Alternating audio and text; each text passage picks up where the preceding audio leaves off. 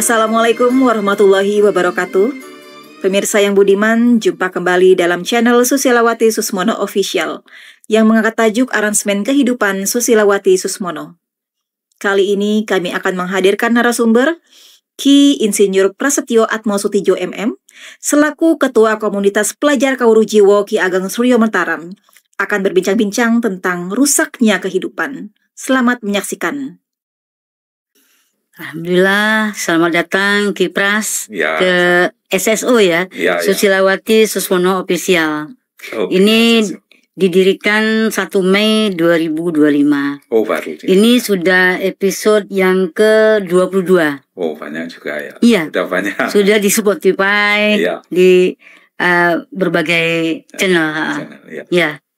Ki Pras, pada saat di dalam aransemen kehidupan, kita memberi topik lalu ada pilihannya yaitu tentang benih rusaknya kehidupan Rusaknya kehidupan. Ya, kalau tidak dijaga benih itu kan rusak. Kalau tidak dirawat, benih yang ditanam itu akan rusak dan tumbuhnya akan menjadi sangat tidak baik gitu loh. Nah, bagaimana pandangan Ki Pras tentang rusaknya kehidupan karena dari benihnya tidak dirawat itu? Ya, perlu adanya kesadaran bahwa hidupnya manusia itu tidak seperti jengkerik. Ya. Tapi kalau ambil contoh binatang ya kayak lebah, jadi bergerombol gini dan harus saling kerjasama, bersatu dan sebagainya. Nah, kalau di Kawrujiwo itu pentingnya jiwa persatuan, rasa bersatu. Ya. Nah, ini kadang-kadang ini tidak dimunculkan, sehingga muncul pertentangan, dan itu sebabnya banyak. Ya, karena catatan-catatan kita masa lalu kadang-kadang kita pakai untuk mengambil keputusan terhadap kejadian yang saat ini ada di depan kita. Nah, yang belum tentu cocok, gitu. Ya, padahal dalam bermasyarakat ini butuh kebersamaan, saling alap-alap yang paidah, saling memberi manfaat.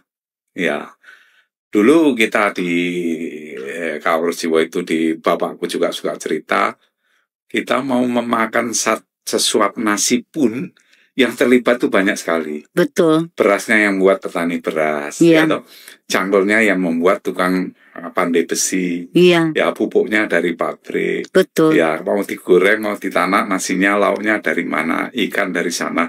Jadi kelihatannya sederhana, satu suap nasi itu yang terlibat ternyata banyak sekali. Kita tidak bisa nanam sendiri, yang buat cangkul sendiri, buat ini nggak bisa. Tapi saya butuh, ya toh.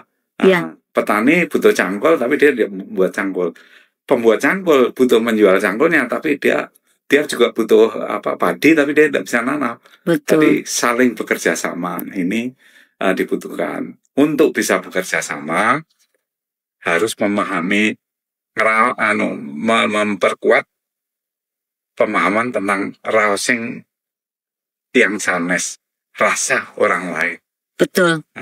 Memahami rasa atau perasaan orang lain. Berempati. Ya, empati, kalau istilah populernya harus membuka empati dan sebagainya. Dan itu tidak mudah, itu harus latihan. Dan kadang-kadang kita terjebak pada peristiwa-peristiwa yang kita alami, itu nandes di dalam diri kita. Kadang-kadang kita paksakan untuk kita pakai sebagai ukuran menghadapi persoalan yang ada di depan kita. Kita harus fokus, saiki kene ngene gelem. Ya kan? Tapi kan kita dulu pernah catatan getun. Getun itu kecewa terhadap yang sudah terjadi. Ya. 1 detik yang lalu itu sudah tidak bisa diulangi. Yang sudah terjadi sudah, jangan menjadi beban.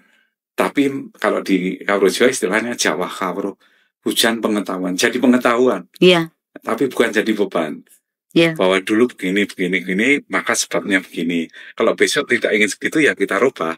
Ya, tapi itu sudah terjadi.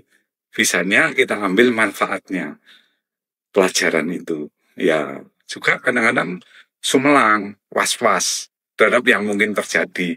Itu kita pakai ukuran, untuk menghadapi yang ada sekarang, ya pasti nggak pas, ya kan? Iya. Karena belum tentu seperti itu. Ternyata kalau seperti itu pun kita itu ditakdirkan oleh Tuhan untuk kuat menghadapi yang seperti itu.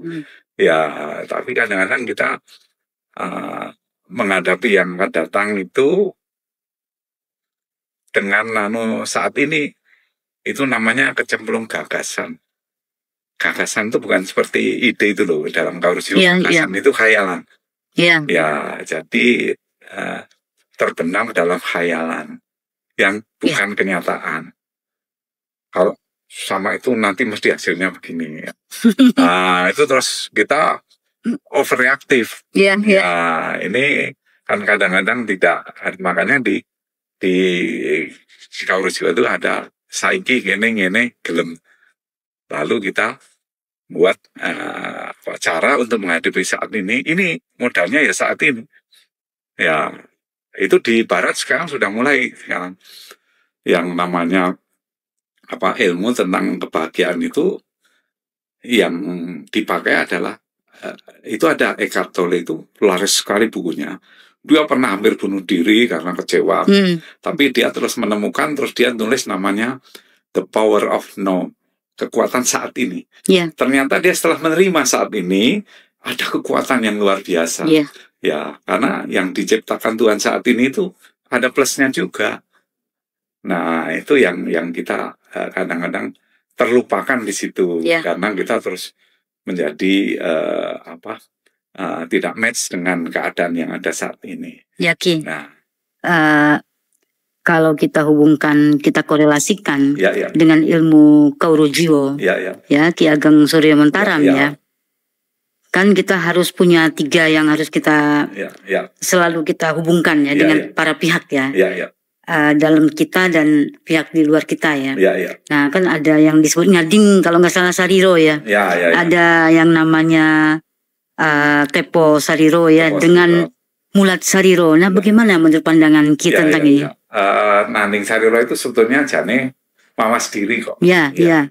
Selalu mawas diri. Cuma kalau nggak dilatih itu kan nggak tajam dan lambat. Kejadiannya sudah terjadi baru menyadari. Nah, ini namanya kalau di itu alatnya itu di ukuran keempat. Kaping sekawan. Nah, ini. Di kaping sekawan itu kan membagi, ada ukuran pertama itu seperti bayi dia kalau digigit nyamuk cuma nangis saja, belum bisa menghalau dan sebagainya.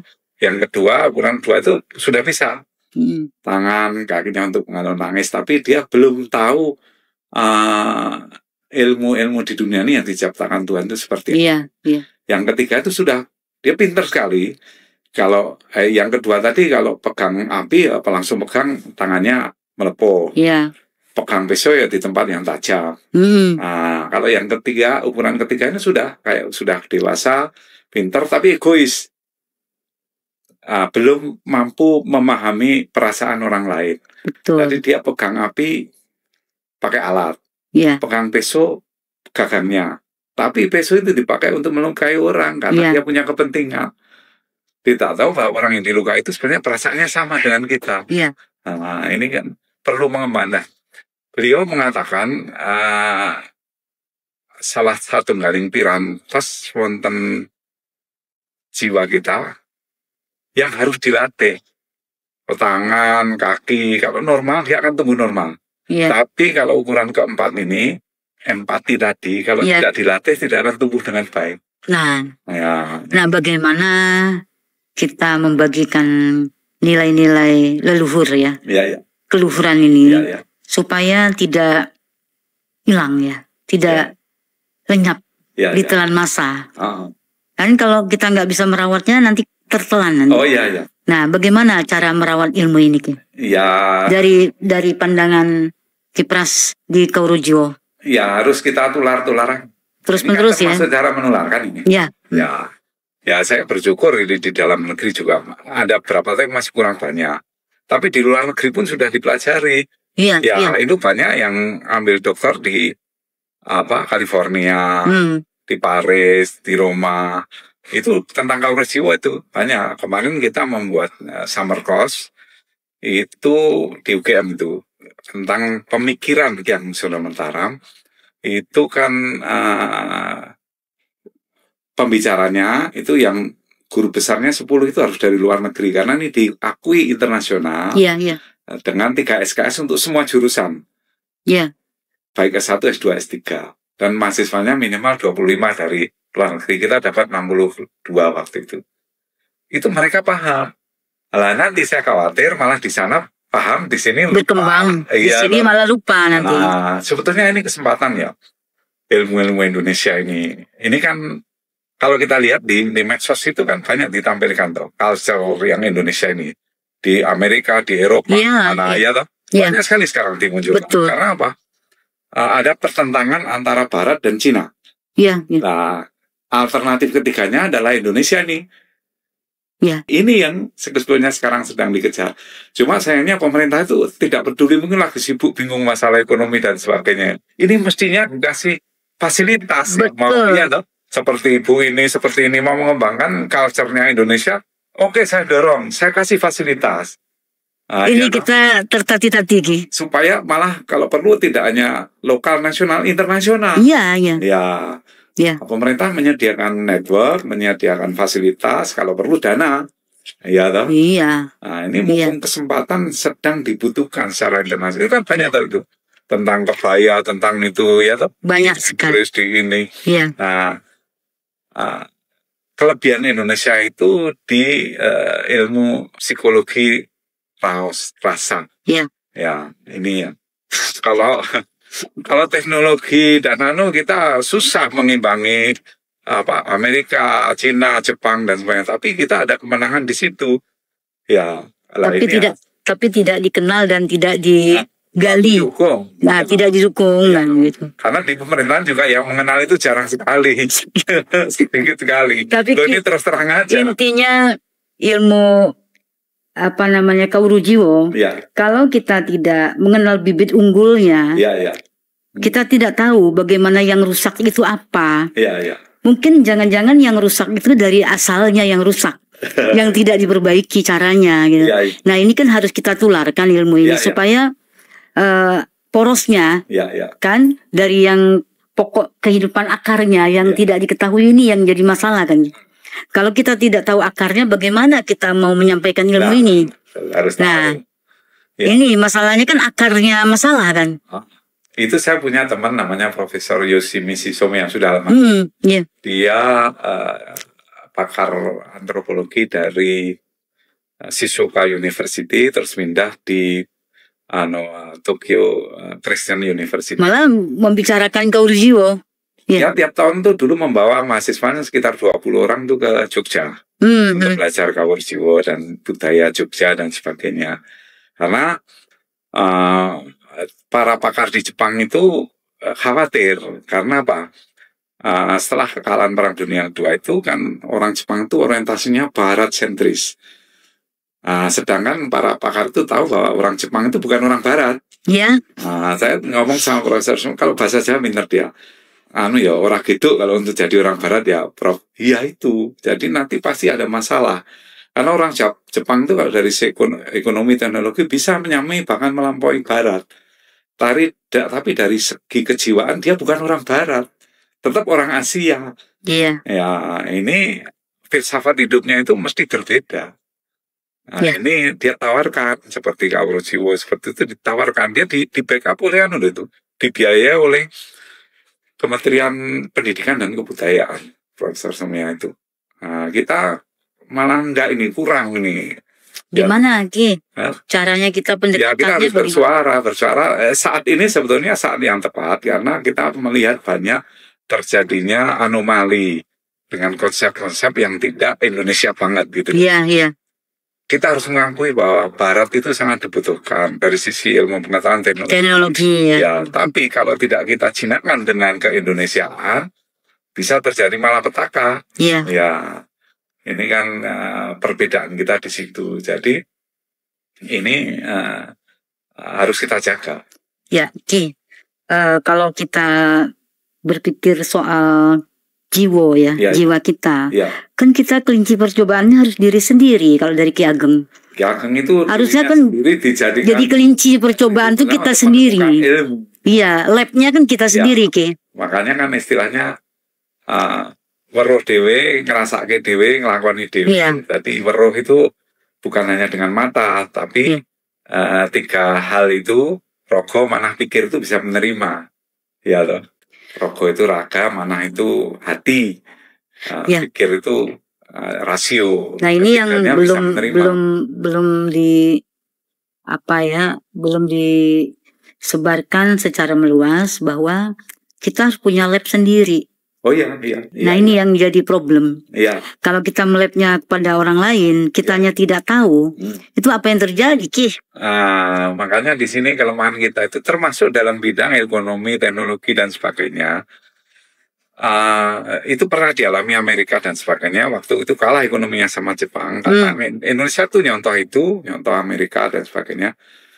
Jadi seminar-seminar itu just producing papers, memproduksi kertas-kertas seminar, not producing solution. Harus memproduksi jalan keluarnya. Ini enggak, kita lupa. Jadi orang itu membuat itu tadi supaya masuk ke dalam, supaya membumi. Nah, ini enggak, kita membuat seminar itu hanya dari buku-buku susah. Akhirnya paper, producing paper, just producing papers, not solution. Harusnya kan kelincinya itu dia sendiri harusnya. Ada pengetahuan banyak. Cocokkan. Ini ya dengan diri kita. Di SSO ini ada namanya Laboratorium Karakter Susilawati Susmono. Karena kelincinya tuh saya sendiri. Jadi saya tahu mengalami macam-macam selama hidupnya gitu. 59 tahun, pas 19 tahun membuat lagu yang di aransemen Mas Idris, itu lagu pertama 19 tahun. Jadi sudah berkecimpung dalam dunia roso tadi kan. Bagaimana raos bagaimana kita sarironya gitu kan, pribadinya gitu kan. Nggak mungkin sariro itu kalau kita tidak selesai tapi kita ngurusin orang gitu. Nah, ini kan jadi problem nih, karena belum menjadi sariro yang top, yang klimaks labnya, tapi sudah bongso dan menungso bawono gitu. Bagaimana, Ki? Ya memang itu tadi, supaya harus naik ke ukuran keempat itu. Jadi kita seperti pelatih dalam pertandingan olahraga. Ya, dia tidak ikut bermain. Tapi dia bisa ngantai, kok pelatih itu ikut jadi, misalnya tinju kepukul dia emosi kan. Tapi karena dia di luar, pemain sepak bola pelatihnya nggak ikut, jadi dia bisa melihat bener, tadi kesalahannya di sini. Nah, ini naik ke ukuran keempat ini kan kita melihat itu aspek spiritualitasnya. Waktu Ki Ageng pertama kan di situ. Waktu dulu belum menyebut ukuran keempat karena belum menemukan istilah yang cocok. Waktu beliau itu susah sekali. Istrinya meninggal, punya bayi dan sebagainya, bayi kecil waktu istri yang pertama itu ibunya diceraikan. Selasa kebingungan luar biasa. Terus jalan ke mana itu Kaliopa. Terus di situ banjir, dia nggak bisa renang, ngawur, nyebur, hampir mati. Ya gelagapan itu terus ditolong tukang perahu. Nah, saat itu aspek spiritualitasnya keluar. Dia cerita sama teman-teman, aku tenggelam gelagapan di situ, tapi ada yang tidak ikut gelagapan. Aku wiro sore mentarami kemaki wong ngerasa renang kok nyegur ngono. Iki nek ra ditulungi wong kae mati. Kok dilalah kok ya itu tulungi orang itu. Nah, jadi ada yang tidak ikut tenggelam. Nah, ini kita kan berlatih ke sana untuk bisa jernih melihat persoalan ini, karena tidak ikut bertarung. Ya, tidak ikut kesakitan, tidak ikut dendam dan sebagainya. Nah, itu di ukuran keempat akhirnya, ukuran kaping sekawan itu di situ. Jadi kita bisa melihat persoalan itu jernih. Itu harus sering dilatih. Walaupun sering dilatih pun sering kaget-kaget kok. Tapi cepat nyadari kalau sering dilatih. Tapi kalau nggak dilatih ya lama sekali bisa tahu. Tapi ya ini yang maju mesti egonya dulu toh. Tapi setelah itu ketawa sendiri, sebetulnya harusnya begini. Nah ini yang kalau tidak jadi kelinci percobaan, kalau hanya melihat orang lain, dirinya tidak, ngelakonnya tidak, nggak mungkin mengenal Kauru Jiwo, nggak mungkin. Iya. Itu harus. Yakin saya, oke. Itu harus. Makanya harus ngalami sendiri, ngerasake dewe, ngerti dewe. Ya alhamdulillah Gibras, sama-sama kita sepakat ya. Iya. Bahwa ilmu ini jangan sampai nanti dilupakan. Iya. Saya mengangkat ini di podcast SSO ini, harapannya kan kita semua. Keluhuran ini kan kalau tidak kita sendiri yang merawatnya siapa lagi gitu. Nah ini yang perlu kesadaran kan di dalam perawatannya itu. Iya. Dan ini adalah saat yang tepat. Karena Profesor Sumia sendiri ngaku dia orang Jepang ya. Ini adalah era ekstraktif yang sangat menindas manusia.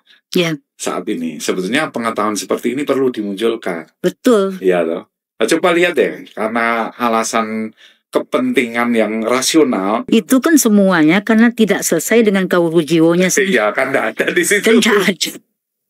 Jadi intinya kan bagaimana orang tua itu karepnya menghadirkan kita ini kan kehendaknya itu kan dari Tuhan melalui dapurnya orang tua kita. Sedangkan karepnya orang tua tadi tidak dijalani oleh anak cucu ini. Bagaimana karepnya berjalan Ki? Sebenarnya yang berjalan di dunia ini saat ini sedang karep yang lain kan Ki? Bukan karepnya yang sesungguhnya dari Tuhan kan Ki? Kan. Tempur mulu kan nanti. Apa? Tempur. Oh iya. Perang. Kalau kita nggak punya ilmu persatuan, udah pecah nggak karuan. Persatuan itu kan tengah-tengah. 1, 2 silanya persatuan baru sini kan 4, 5. Nah kalau tengah-tengahnya tidak ini pecah ya, pecah dong, pecah dong. Di atasnya pecah ke sana, yang ini ke bawah ini habis nih akar rumput.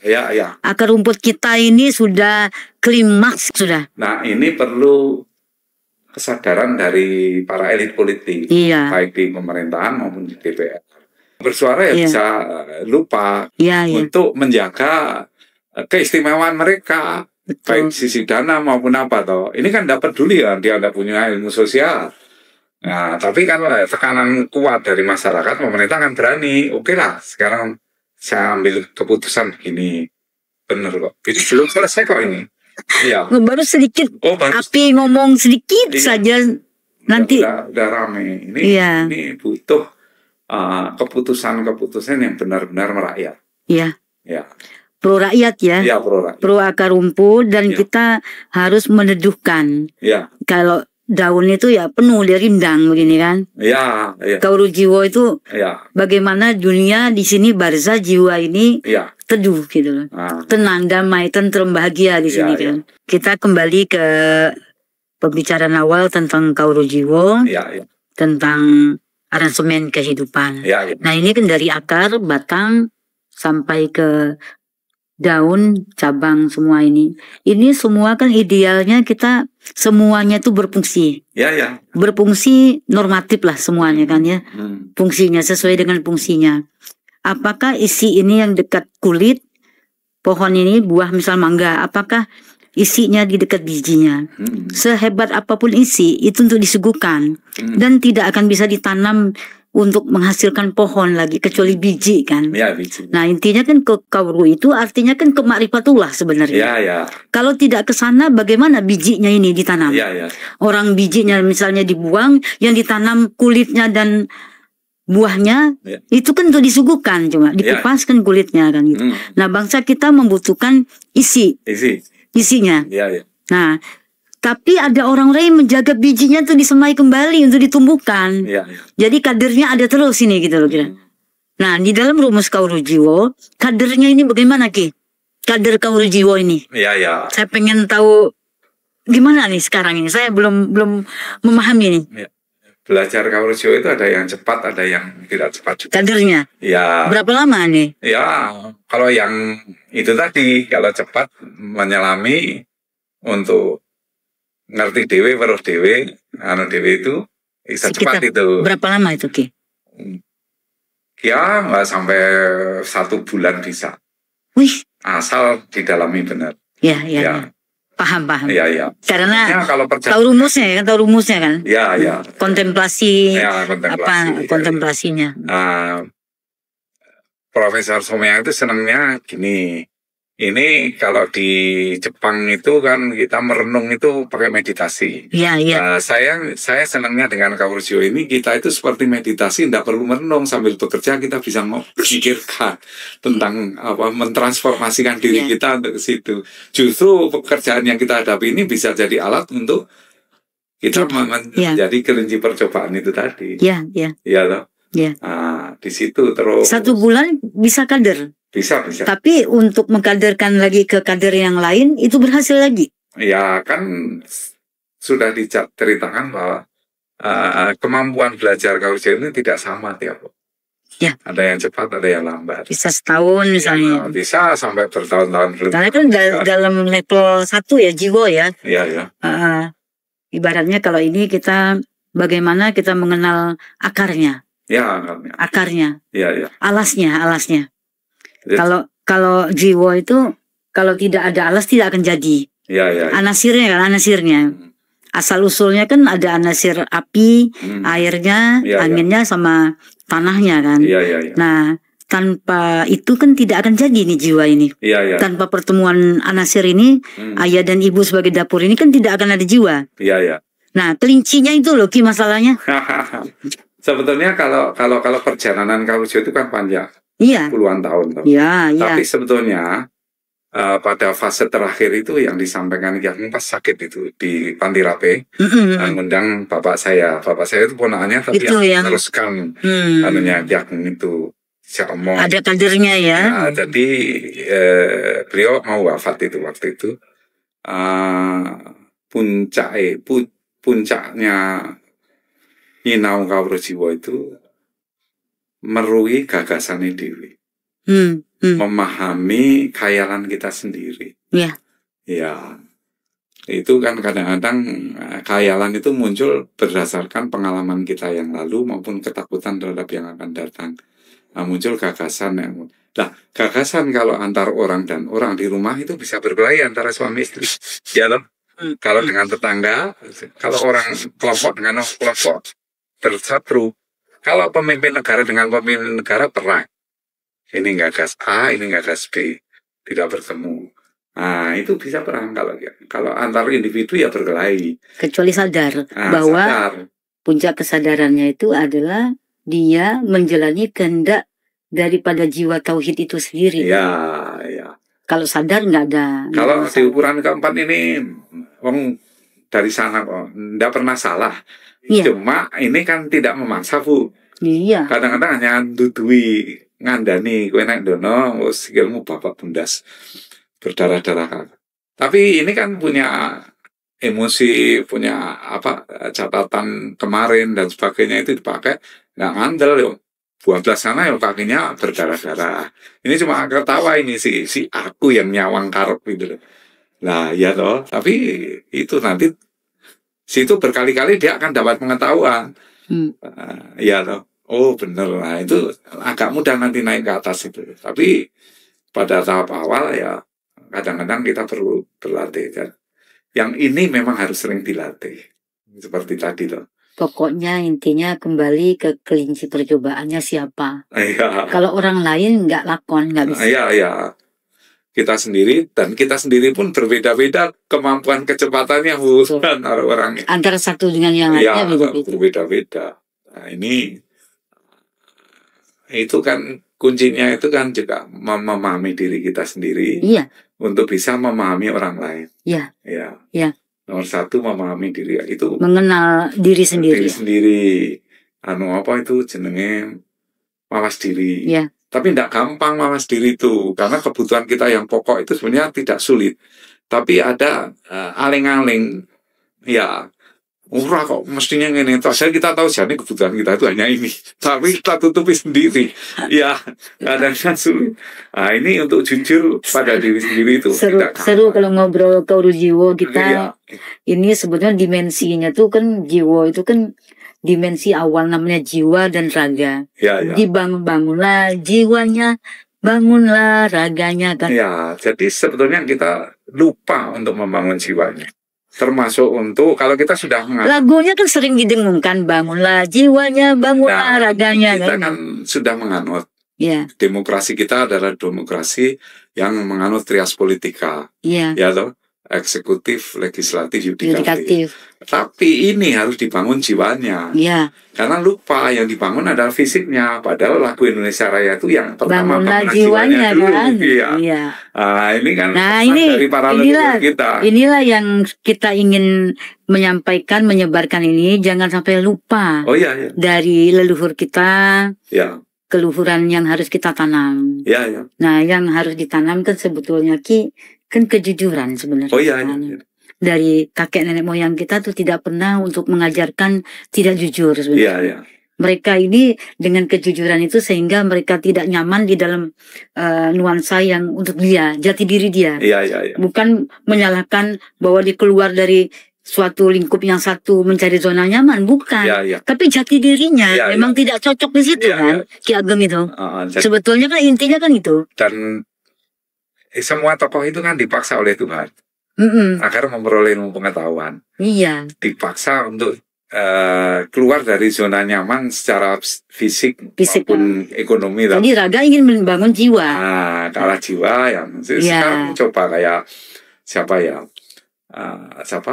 Buddha itu kan seorang calon raja. Iya. Ya, tapi di situ menemukan ilmu yang dipakai oleh jauh lebih banyak daripada kerajaannya. Iya. Nah, ini kan tidak mungkin seluruh bangsa itu akan mampu seperti itu, tapi paling tidak ini akan sekian persen pada pihak-pihak yang berpengaruh. Nah, itu akan menguntungkan bagi masyarakat. Wong di Jepang itu Perdana Menteri Jepang itu kan sibuknya luar biasa. Wong dia ekonominya jauh lebih besar dari Indonesia. Kebetulan. Dia itu siapa waktu itu ya, saya lupa namanya. Takeda. Setiap malam itu dia butuh setengah jam untuk merenung tentang pekerjaannya dia. Iya loh. Yeah. Nah, ini kan untuk seperti ini kan kelebihannya orang Indonesia tuh nih. Untuk seperti itu. Ya, saya pernah ada orang Jepang nginep di rumah saya. Dia mahasiswa di Jogja. Dia belajar Kawrujiwo karena apa? Karena dia pernah sama orang tuanya kaya, eksekutif di satu perusahaan elektronik itu. Tapi dia hampir gila, hampir bunuh diri. Karena teman akrabnya dia bunuh diri. Ya. Terus dia belajar ini, terus ke Indonesia, nginep di rumah saya 15 hari atau berapa itu tentang ini. Nah, itu dia mendapati itu, dia jalan ke pantai-pantai. Orang Jepang tuh kalau kerja luar biasa. Bapak saya itu keluar kerjanya luar biasa, uangnya banyak. Tapi nggak ada waktu untuk menggunakan uangnya. Oh, sama anak istrinya aja nggak ada waktu dia. Jadi bingung dia. Sini santai. Nah, kita cari jalan tengahnya aja, bilang gitu. Ya. Terus nek ora kecekel, orang Jepang itu sesuatu yang diinginkan nggak tercapai itu sakit, bisa bunuh diri. Nah, dia belajar di sini ora kecekel ora popo ya terang nih. Dia bilang gitu. Dia belajar di sini ora popo. Saya digolek meneh. Tapi bagi orang Jepang itu susah sekali ya. Nah, ini kan kita perlu saling belajar loh. Yeah. Orang Jepang belajar kita belajar tentang Jepang. Nah, ini nanti ada titik temu. Tidak ada negara atau kerajaan di dunia ini yang punya slogan kayak Majapahit. Mungkin sebelum Majapahit sudah ada itu. Iya, sudah. Namanya Bhinneka Tunggal Ika. Iya. Dialog sampai Sekjen PBB aja mengakui itu luar biasa. Karena apa? Karena alamiah. Alamiah Indonesia ini kepulauan, terjadi dari banyak berbeda-beda suku, rasnya itu banyak sekali tuh. Jadi kerajaan yang sangat besar pun tidak bisa menaklukkan semuanya. Dulu kan kapalnya jelek-jelek, yang penting mengakui. Budayanya suruh jalan sendiri tetap tidak apa-apa. Ada falsafah Bhinneka Tunggal Ika. Karena keberagaman itu satu kenyataan, karena pulau-pulaunya Bu berbeda-beda. Itu Museum Serat Holistik Kehidupan itu Bhinneka Tunggal Ika gitu. Sebetulnya. Cuma dengan cara universal. Tidak sepertinya tidak secara tersurat tapi tersirat. Ya, alhamdulillah Ki. Kalau kembali kepada pembicaraan kita tadi tentang Bhinneka Tunggal Ika ya. Museum Serat Holistik Kehidupan itu mengangkat Bhinneka Tunggal Ika karena akar masalah. Kita banyak sekali pecahnya karena tidak menyadari. Makanya saya angkat di museum ini supaya serat holistiknya itu dikenali masing-masing diri itu. Kelinci percobaan masing-masing itu menghasilkan apa gitu. Jadi nanti buahnya dari percobaan kita itulah yang kita tuangkan. Masing-masing manfaat artinya. Walaupun bidang manfaatnya kan beda-beda. Nah, saling menghargai dengan beda-bedanya itu. Jadi, itu tidak hanya menghargai, tapi kalau di Jawa itu, di Kaur Jawa itu alap yang paedah, saling memberi manfaat. Betul. Itu punya kelebihannya apa? Kadang manfaat, ketemu manfaat. Nah, manfaat terus. Kita secara gabungan, kolektif kan, manfaatnya tadi akhirnya terpenuhi nanti dahaga ini akar rumput ini. Kan kita kalau manfaatnya tingkat tinggi, kita tidak memikirkan di tingkat bawahnya. Ini kapanpun akan jenjangnya akan apa namanya bom waktu. Bom waktu kita nggak bisa menghindar. Nah, inilah yang saya gagas ini. Sebetulnya bukan hayalan gagasan itu kenyataan. Perenungan kontemplasi kita tiap hari bahwa kita harus lebih bermanfaat lagi kan intinya. Dengan gabungan ini, pemikiran-pemikiran ini apa yang mesti kita lahirkan gitu kan. Gitu. Nah, lahirnya tadi adalah semua kumpulan tadi kan sebetulnya manfaat tadi kan. Itulah serat holistik namanya kan gitu. Holistik kan. Menyeluruh jadi kita. Jadi dari titik yang atas ke bawah bisa ke dari bawah ke atas juga bisa. Ya di tengah-tengah selalu netral kan. Selalu netral. Di sana. Iya, persatuan kesatuan kan netral dia. Gitu. Sebetulnya kan kita sudah bagus lah dari Empu Tantula, Empu Prapanca. Udah bagus lah. Bagaimana kita menyatukan itu kan. Itu visi misi semuanya tercapai dengan persatuan tadi kan sebetulnya. Ya ini pemikiran ini kita ingin supaya ada sisi baik yang harus kita ambil kan. Sekecil apapun gitu. Ini kesempatan untuk yang kita ngajari yang bahwa kalau tidak merusak, tidak ini. Betul, tapi ini kesempatan untuk ngajari yang atas juga, Bu. Betul. Ya, alhamdulillah, Ki. Bincang-bincang kita ini banyak hal yang ingin kita sampaikan. Harapannya kan ada manfaat, Ki. Walaupun sekecil apapun, kita tidak juga muluk-muluk ya. Apa adanya lah ini ya, bahwa karya itu bermanfaat. Karena hasil dari perenungan yang mendalam. Bukan dari sekedar gitu. Kita mendatangkan karya itu tidak mudah. Ya, karya yang kita keluarkan di podcast ini juga aransemen kehidupan. Manusia itu manfaatnya seperti apa, walaupun kecil sekalipun. Ya, manfaat semut pun, nyamuk pun ada manfaatnya. Yang diciptakan Tuhan itu kan ada manfaatnya. Alhamdulillah, jadi di akhir bincang-bincang di podcast ini, harapannya apa yang mau disampaikan, Ki? Jadi gini lah. Singkat, padat, dan jelas, Ki. Itu poinnya apa kira-kira? Yang ini kalau dipandang dari kan kerusuhan-kerusuhan ini kan seperti rusaknya kehidupan. Nah, gitu. Ya, sebetulnya ini kalau kita lihat akar permasalahannya tidak susah untuk melakukan itu. Saya pernah nulis waktu mahasiswa itu. Dulu menjelang demo-demo juga. Jadi kita itu mengembangkan Tepo Seliro. Ya, jadi Tepo Selironya itu adalah para elit politik kepada rakyat sekarang ini. Nah, mereka harus menguatkan radarnya tentang rakyat. Tapi sementara ini mereka jadi seperti kelompok yang tertutup itu. Saraf-sarafnya kepada rakyat itu enggak ada. Pemerintah pun gitu. Jadi Tepo Selironya itu Tepo Seliro elit politik kepada rakyat saat ini loh yang sedang dibutuhkan. Yang dibutuhkan. Iya, saat ini. Saya juga suka ada demo, ada ini saya ikut. Saya orang Kaurusio, saya sudah tidak punya dendam pada siapapun. Tapi ini perlu disuarakan. Kalau tidak nanti negara kita itu berbahaya. Ya, Kan demi kita juga semuanya kan. Nanti kita yang menderita karena begitu pecah, ya loh. Penjajahan baru itu tidak perlu ngirim tentara kok. Ya, mengirim sistem pengawasan dan sebagainya. Ini kan nanti kita menderita lagi. Mongkok yang itu mau bangun negara Indonesia Langgeng. Pernah itu nulis awal kemerdekaan. Apa? Harus rakyatnya itu mongkok itu puas terhadap pemerintahan. Itu akan abadi negara itu. Jadi ini masalah jiwa ini kita teriak-teriak lama kan. Karena tidak seseksi bangun jembatan, bangun gedung, bangun kawasan industri dan sebagainya toh. Tapi ternyata saat ini sangat dibutuhkan. Wong ini pergolaan ini kan pergolaan antara rasa yang tidak puas dari masyarakat. Nah itu kan harusnya didekati dengan perasaan oleh para elit politik kita. Oh ternyata rakyat bumi agak orang seneng gini-gini. Aku tak berubah. Ya toh. Itu ya. Alhamdulillah ya.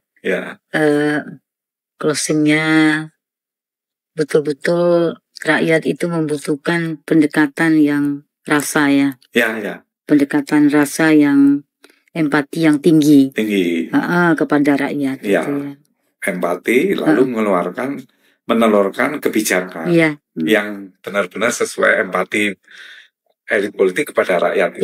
Itulah pesan Kipras untuk dari Ketua Pelajar Kawrujiwo ya. Bagaimana hasilnya dari bincang-bincang ini, harapannya supaya pendekatannya itu betul-betul dengan rasa ya. Rasa sejatinya, Kawrujiwonya masing-masing itu. Nah, berpandu kan di situ ya.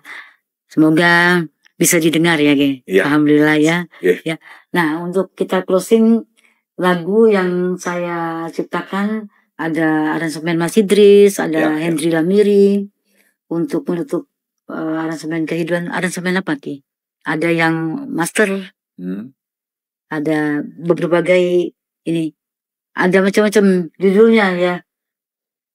Yang yang tentang keindonesiaan, persatuan, kerjasama, besar menengah kecil itu harus saling kerjasama. Tadi kan kita bicara sedikit tentang persatuan ya. Lagi Pancasila Sakti deh. Yang Pancasila Sakti. Bagus. Ini sedang dikumpulkan. Alhamdulillah ya. Kita tutup podcast ini dengan lagu Pancasila Sakti. Pancasila Sakti. Pancasila